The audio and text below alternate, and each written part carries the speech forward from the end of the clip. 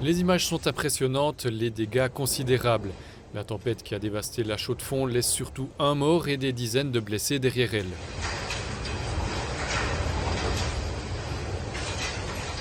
Dominique Blaser chasse les orages, il s'est rendu sur place hier pour constater les dégâts, mais aussi pour comprendre ce qu'il s'est passé. L'habitant de Lunior a rarement vu une telle désolation. En Suisse, il faut remonter à Lothar pour retrouver un événement aussi extrême. Mais Lothar n'avait pas fait beaucoup de dégâts sur les maisons. Ça, c'est la première fois que je le vois aussi explicitement en Suisse. J'ai déjà étudié des tornades, mais elles n'ont pas amené autant de dégâts que cet événement à la Chaux-de-Fonds. Là, ce sont typiquement des images qu'on voit aux États-Unis.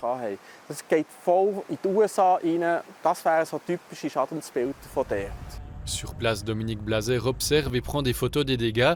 Selon lui, il s'agit clairement d'une rafale descendante, downburst, plutôt qu'une tornade. Dans la pluie qu'on voit descendre ici, elle vient dans la couche sèche vraiment à une vitesse dingue. C'est ce qu'on appelle une rafale descendante qui a déclenché ces vents violents. Du côté de Météo Suisse, on est moins catégorique. Des experts sont sur place pour déterminer ce qu'il s'est passé. Météo Suisse avait annoncé et averti dès dimanche du risque d'orages très violents pour lundi, sans pouvoir les localiser précisément. Malheureusement, la résolution temporelle des scans radars, elle est de 5 minutes. Ça veut dire que toutes les 5 minutes, on a notre radar qui va scanner l'atmosphère. Et malheureusement, dans le laps de temps de 5 minutes, il peut se passer plein de choses. Et c'est exactement ce qui s'est passé hier lundi, c'est-à-dire qu'on a eu en 1, 2, 3 minutes, même pas, cette rafale qui s'est produite à la Chaux-de-Fonds. Et malheureusement, c'est passé entre les mailles du radar.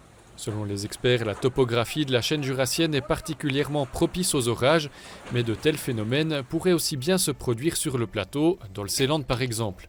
Une telle intensité reste rare.